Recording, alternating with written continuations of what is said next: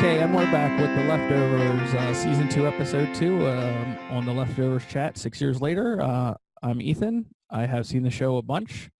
I'm here again with Benji from England, who hasn't seen the show. Say hi, Benji. Hey. And we want to give a shout out to the internet and Reddit user NittyKitty47, who sent us some feedback, and hopefully they can send us some more in the future I can actually read. They were just got some well wishes, and we really appreciate it. Even with one person listening, it's a little bit more fun. But I'm having a blast anyway. So if you can take a second and like and subscribe the channel, we're not making any money off this, and if we do, we will put that money right back into the production of the show, which right now is not very much. So let's kick it off. The last time we saw our heroes, it wasn't actually our heroes. It was actually the Murphys. We were in Mapleton. We went from Mapleton to Jarden, Texas, in Miracle National Park. And we didn't see the Garveys till the end of the episode. And Evie was missing. So let's start off in Mapleton, New York. We start where season 1 ended, with Nora finding Lily on the Garveys' doorstep. The newly made family discuss the future and keeping the baby. It's time to clear the decks. Kevin admits to walking in his sleep and to kidnapping Patti. He also explains what happened in the cabin. He also lets Jill and Nora know that Matt helped him bury her, and of course that he smokes.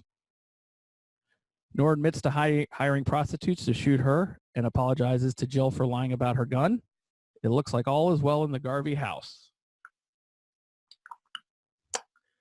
Anything about yeah.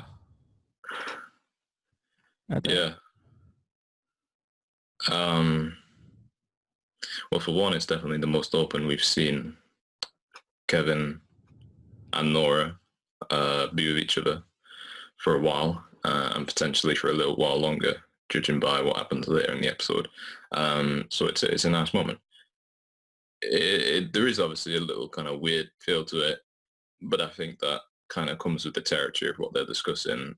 Kevin's just admitted to playing a role in the death of Patti, and well, Nora's just dropped that bombshell about the prostitutes and getting shot. So yeah, I don't think there was a way to handle that like a regular family meeting, but they did a pretty good job of it.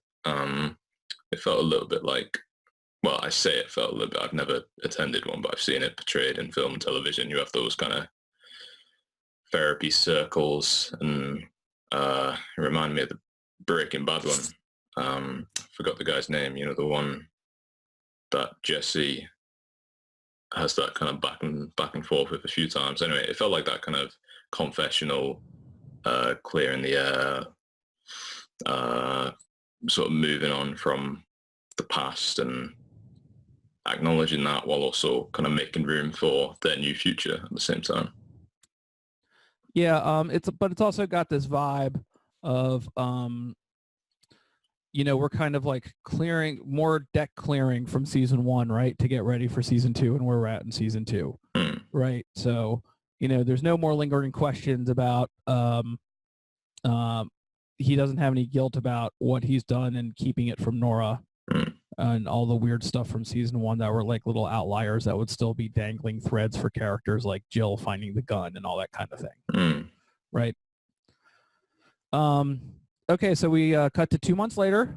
Everyone's still in Mapleton. Kevin is performing chores and errands with Lily while very distracted. He's ignoring the baby by blasting music through his headphones. At the adoption agency, Kevin and Nora are asked if they will take on another baby. They say they are okay with the one they have, and Lily is now theirs. While Kevin studies the burning cul-de-sac, we get a blast of the Pixies' Where Is My Mind? He decides to fix the washer. While getting supplies at the hardware store, Kevin snaps, grabs a shovel, and goes to dig up Patti. I got a couple things here. Well, there was quite a lot of significant happenings in that short time. And this episode has a lot of that too. Right. Well, at the adoption agency, or when he's running the chores before that, what do you think about? Well, it definitely reminded me of the and I think this was intentional. The kind of opening right at the start of the show in season 1, where you have the woman at the laundromat with the baby, kind of, she's on the phone, so it's a little bit different, but still kind of ignoring the baby and going about doing her kind of task. So that Kevin seems to be doing a similar thing here. So I don't know if there's much to read into that, but it's definitely a nice little parallel, and it's visually pretty similar to what we've seen before, and it reminded me of that. I don't know if you spotted that as well. I didn't because my whole thing is, and this is a spoiler for later in the episode, but every time I think he's distracted, I think Patti's there, like every single time. So, but that is a good call out because I didn't even think about that. So that's the first one. There's a lot more weird kind of behavior going on from Kevin than just the music. He seems to have these moments where he stares off into some distant woodland or grass or sky. I have no idea why.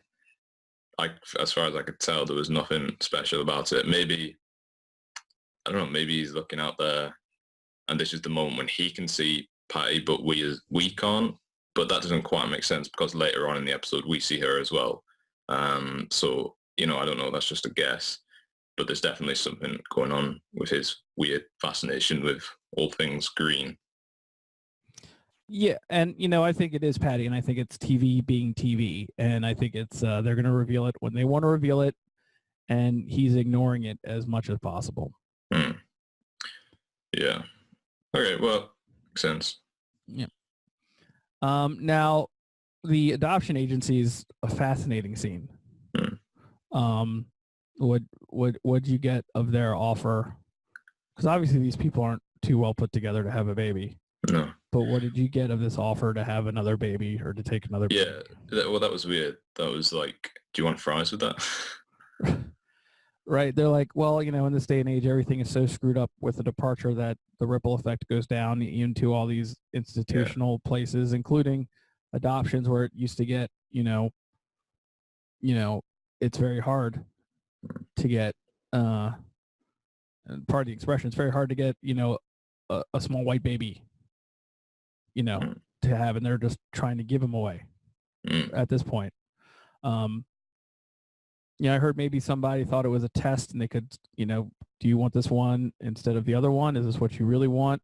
No, but I think they were trying to get them to take 2 babies. Yeah. Well, I mean, the whole process did seem very, very far too easy. Obviously, we side with Kevin and Nora because we know them and we want them to have this baby. But if we were looking at this like objectively and we didn't, just looking at their kind of track record and their stability, one of them who's self-admittedly crazy, and the other who hires people to shoot her, maybe not the best couple of people to be letting them adopt children. So when you look at it as like from that third person stance, it's like, yeah, these aren't the kind of people that the process should be easy for, but it is easy for them. So, I mean, if it's easy for them, you got to imagine it's even easier for people that are slightly more stable. Sure. Like if it's this easy for them, you got to wonder like how easy is it for everyone? And if you want a baby, I mean, I just, have a feeling that a lot of people's reaction to the departure and this lingering sense of loss leads them to feel like they can't take care of their child, or if they're pregnant, there's just more instances of the general sadness that usually happens in the world. So there's more babies, which means more bureaucracy and more orphanages and more people from other tribes coming and taking babies away from people that are dying from snake bite wounds. Ooh, I just got that one. That felt good. Anyway, I also like Where Is My Mind, and just him watching the cul-de-sac, thinking about it, and then that song starting. That song has such a built-in, built-in sense of emotion for people, specifically of my generation. That's the song that ends at Fight Club. Right. That's the one. I was just about to ask. It's become more popular. It's in a bunch of other shows now too. Yeah. It's Well, I definitely mean, here. and Fight Club as well as a film. Spoilers here. The main character, the whole big twist of the show again, not the show, of the film. So again, spoilers. The main twist is that the main guy, well, there's two main guys, but it turns out it's the same guy, and the other one's like a character of his imagination. So there's definitely a parallel between that and what's going on with Kevin. Sure. There was one other thing, which was the, I mean, this is in no way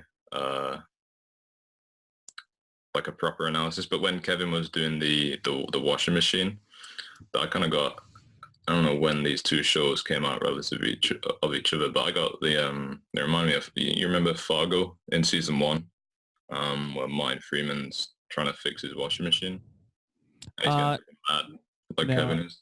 No, I'm a latecomer. I've seen Fargo. I've seen the 3rd season. Oh, you haven't seen season 1? No. Well, I know what show we're watching when we finish this one. Then okay. It's I'm glad I didn't go too far with that comparison, because I was about to reveal something. We'll save that for a later podcast. Now, have you seen Mr. Robot?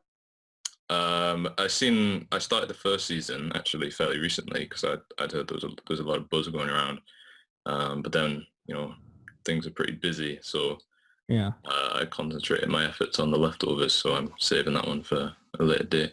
Around the same time, I haven't seen it, but around the same time, I heard a lot of buzz that Mr. Robot has the same song in it. Oh, it does. Yeah. But we'll kind of talk more about that in future episodes, I think. Let's go to Jill and Tommy, okay? Mm-hmm.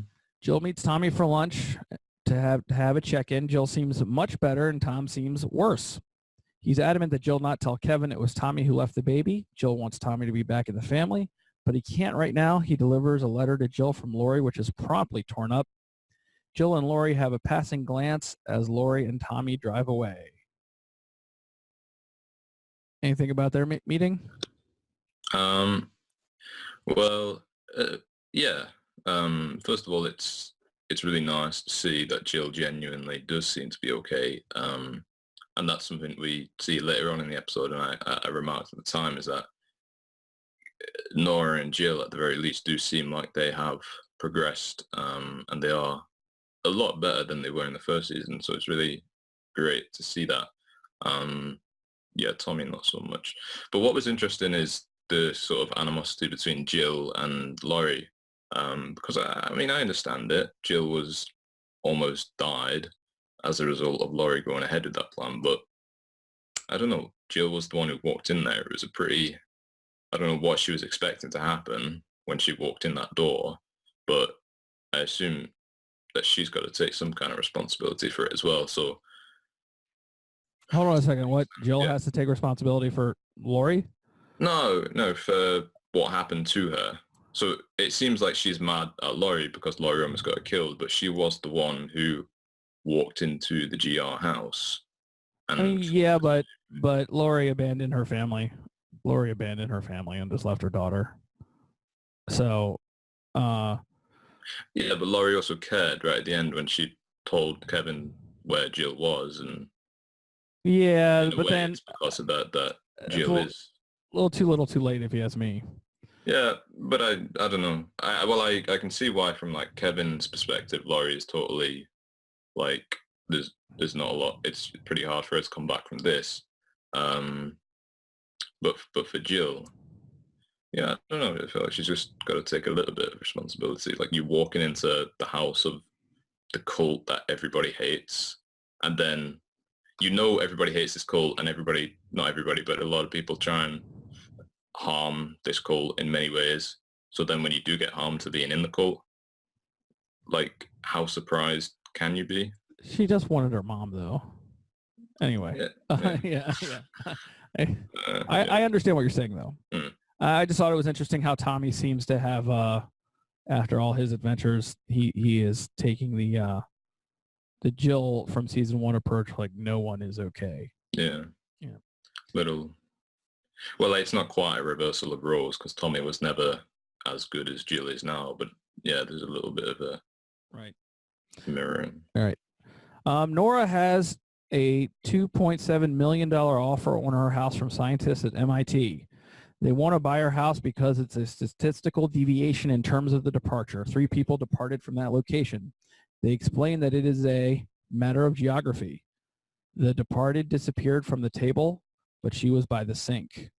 They're looking for information to avoid a departure, quote unquote, recurrence. Nora says, "Do you think it's going to happen again?" And the MIT doctor replies, "Why wouldn't it?"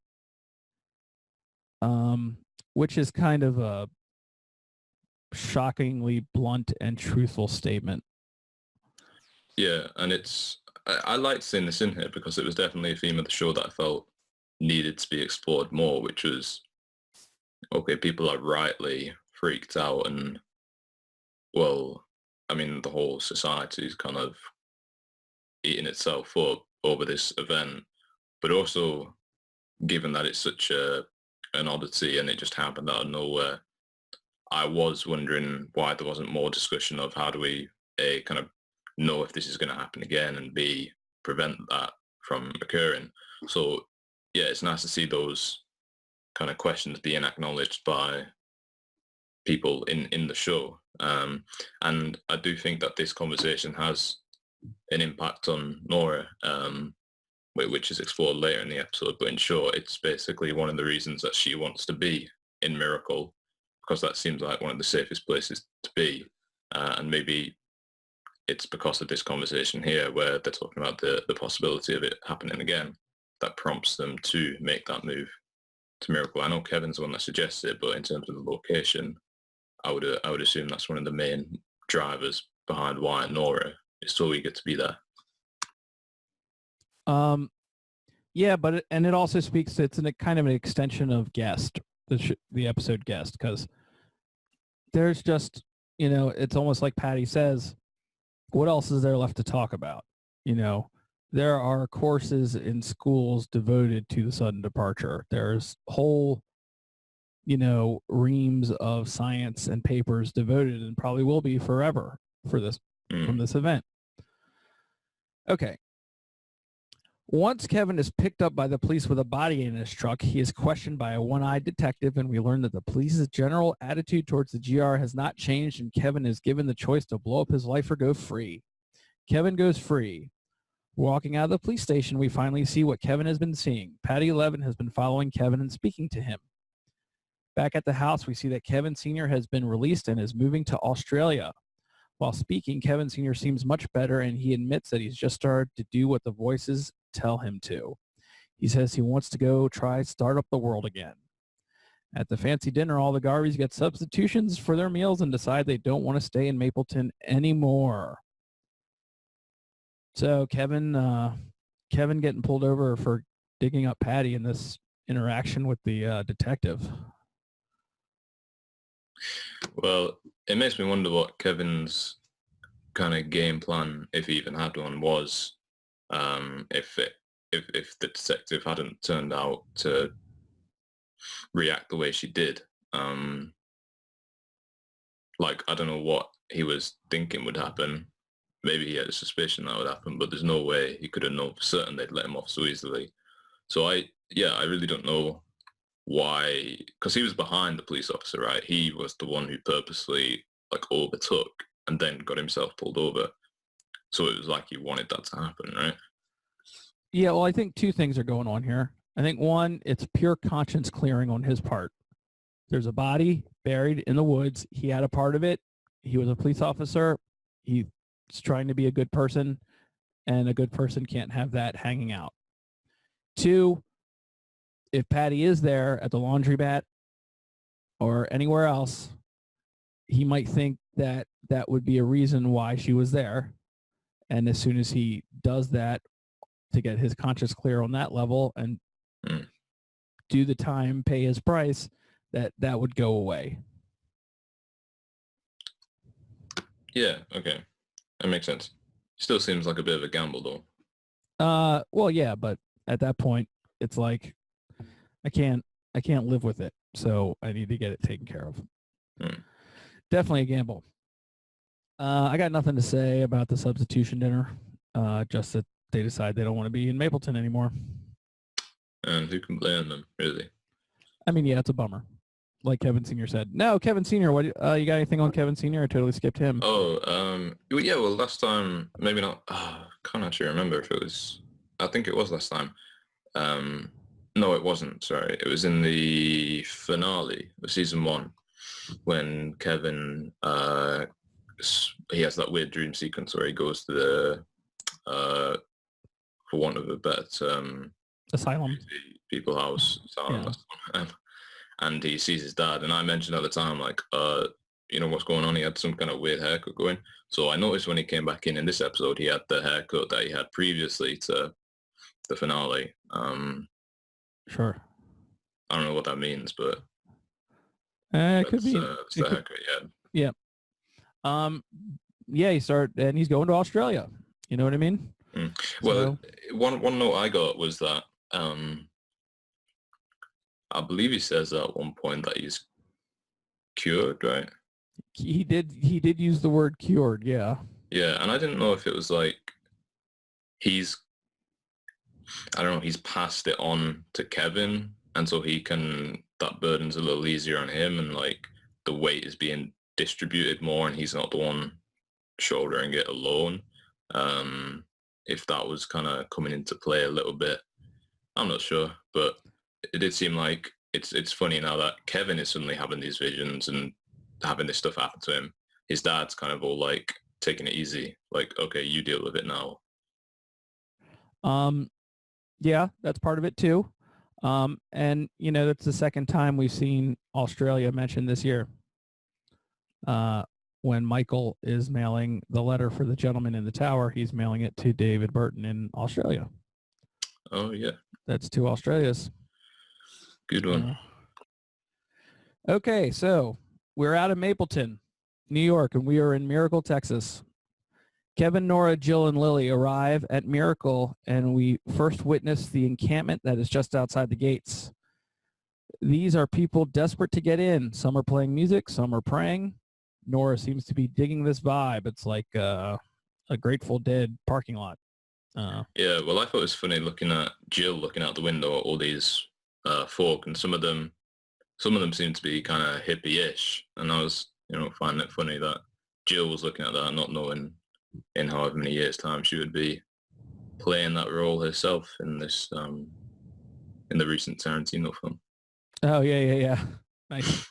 Did you see that movie? Did you see that? Yeah, I did. I caught it. It was actually when I came to America. Sorry, not when I came back.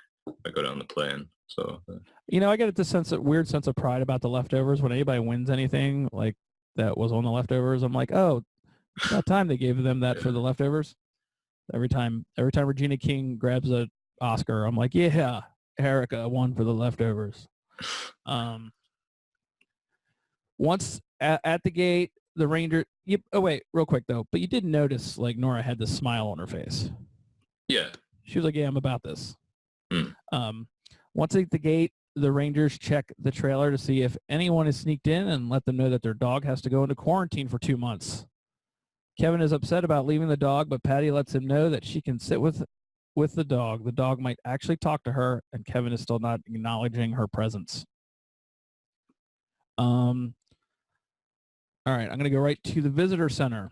The visitor center is straight a weird mix of an airport with heightened security and the Starship Earth ride over at Epcot Center. I don't know if you've been there before.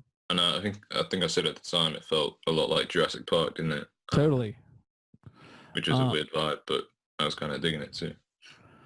All the park rangers in Miracle National Park are female. Anyway.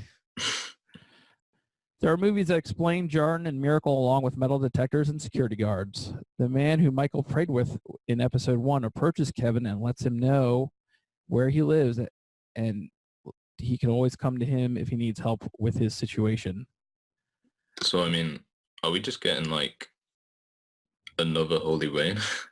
I'd be really bummed out if we find out in like episode 4 this guy's name is like Wayne, or I don't know. I was going to say a name similar to Wayne, but I can't think of any.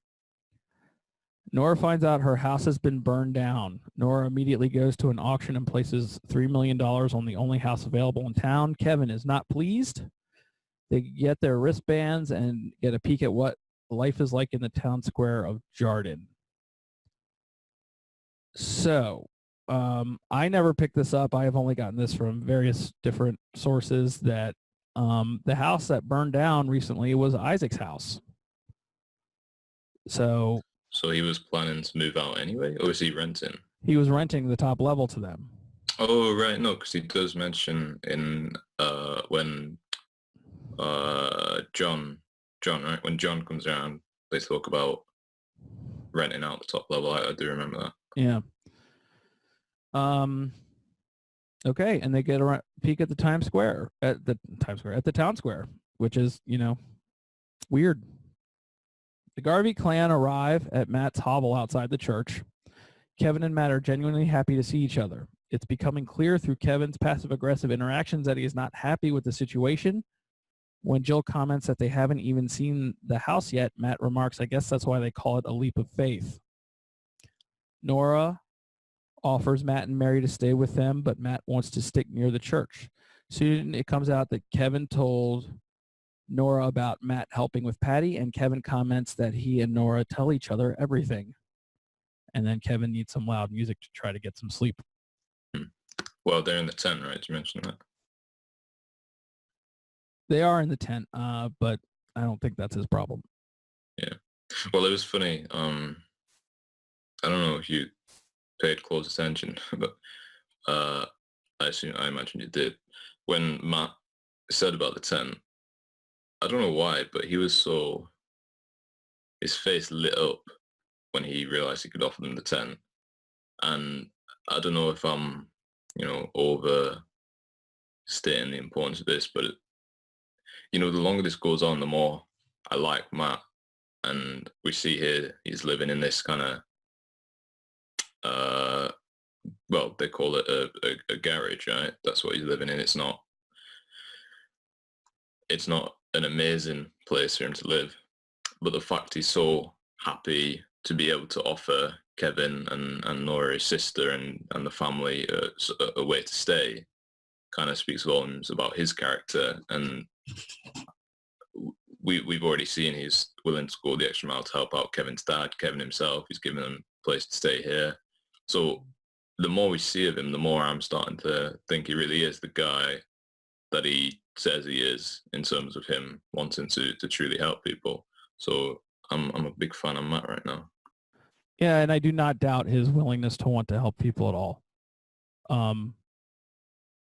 Yeah, and Eccleston, projects such a light out of him with certain things that, you do fall in love with the guy. Yeah, which is funny because when we first meet him in season 1, I just assumed he was going to be another antagonistic, like he's this guy printing this trashy stuff out and slandering people's names. But the more it goes on, the more you sort of let yourself forget about that. Did you see It's a Beautiful Day in the Neighborhood? No, not yet. Okay, and did you grow up with Mr. Rogers? No. It's probably a cultural thing, but I know he is, but I didn't. It's just one of those things where it's like a little bit of spoilers. I'll talk about that just for a minute. In the movie, a reporter who the movie is actually about is talking to Mr. Rogers and questions him about the difficulties Mr. Rogers has had in his life. And Mr. Rogers, there was never bait taken there. It was just smile, a little nod to know that it was a bit of frustration, and on with what he was talking about. So I don't know why I started talking about that, but it kind of reminded me of the anger that Matt had when we first met him is so towards the GR and so towards people that thought it was the rapture. Do you know what I mean? Yeah, and anger that what happened to his wife. Well, it'd be interesting to see how he copes with being in Miracle when, well, the GR, that I know of aren't present here. So he doesn't have that kind of around him. And in terms of people believing it was the rapture, well, the whole point of Miracle is that they believe they're the like special people because they were spared and chosen to stay. So from that, they can't. I don't know. Maybe going too far forward, but they can't. Surely they don't believe it was the rapture if they're saying they're special because they were kept back. That's sort of the whole point, is that the special people went up. Whereas if they're saying they're special that they stayed, they probably didn't believe it was the rapture. Just because it was such a miraculous event that happened in Miracle, it sort of changes the game. So those two kind of elements you just spoke about, the GR and people believing it was the rapture, do seem to be absent from Matt's life right now. So it'd be interesting to see, free from that, where he goes and what he kind of becomes now. And man, we're gonna get there. You're gonna love it. I didn't notice as well that the first time I noticed this, I probably should have noticed it sooner, but it's funny that Matt's wife is called Mary, which is obviously what Mary. The name is very well known for religious reasons. And even the whole Matt and Mary, they're in this little like garage, and Kevin knocks at the door, says there's no room at the inn, can we stay? And he says, yeah, you can come stay in our stable in your little tent. And I don't know, a little bit of parallels going on. You're a smart guy, Benji. The next day, the Garveys arrive at their new house, and we intersect with the first episode and now get the Garvey side. Kevin sees the mess of a house they just spent $3 million on and waves at his new neighbor, John. Inside the house, Kevin flips out over the condition. While trying to light a cigarette on the stove, we see, in a parallel to the John disposal scene, a long shot down at the stove, and Kevin gets his head smacked on the stove. Or did somebody smack it for him? Patti appears and says he should stop ignoring her. Later on at the barbecue, we see some things from episode 1. Evie blacks out and Kevin goes to get the pie. While he's there, Patti comments on the Murphys. Hard to tell if they're part of your story or if you're a part of theirs. She also lets Kevin know that she isn't going anywhere. So, let's talk about this stove. Yeah. What happened there? Well, that's a question. I mean, straight after Patti says, like, I don't know if she kind of says something which suggests it was her, or at least suggests she wants us to think it was her. I can't remember exactly what she says, but the indication is like, I did this so you'd stop ignoring me. But if that's true, then that is like a game changer, because Patti being able to interact with the physical world, that's no small thing. So I think we've got to be careful before jumping to conclusions there. So my verdict is still open. I don't know. Okay. And this line here, hard to tell if they're part of your story or you're part of theirs. That's the kind of writing we're going to be getting a lot more of. A lot of this is Damon Lindelof, the man who created Lost, right? Or wrote Lost. He is a man who is very aware of his audience. I would say he is hyper aware of his audience. So much so that I don't know how he pulled off Watchmen. He pulled off Watchmen is exquisite. Well, I look forward to watching that soonish or so. Almost an awful show. I don't know.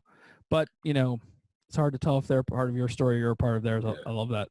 Well, it's cool because I sort of immediately saw that in the light of, well, last episode we had the Johns with this kind of Kevin and Nora element intercepting coming in, whereas this time we have the flip side of Kevin and Nora and John and those guys sort of intercepting that. So it's like, who's part of whose story? But on the broader scheme, like in terms of the season, I do think we don't know yet. Is this going to be like season 1, mainly about Kevin and Nora, and the Johns that John and it's the Murphys, right? The Murphys are an element in their story, or if it's a new season, so we're getting a new main story with, I almost said the Johns again, John and the Murphys, but Kevin and Nora had like just an extra element in that. So yeah, I don't know. I guess we'll find out. As everyone says goodnight, again, Kevin and Nora get welcomed to town by the girls before they drive off.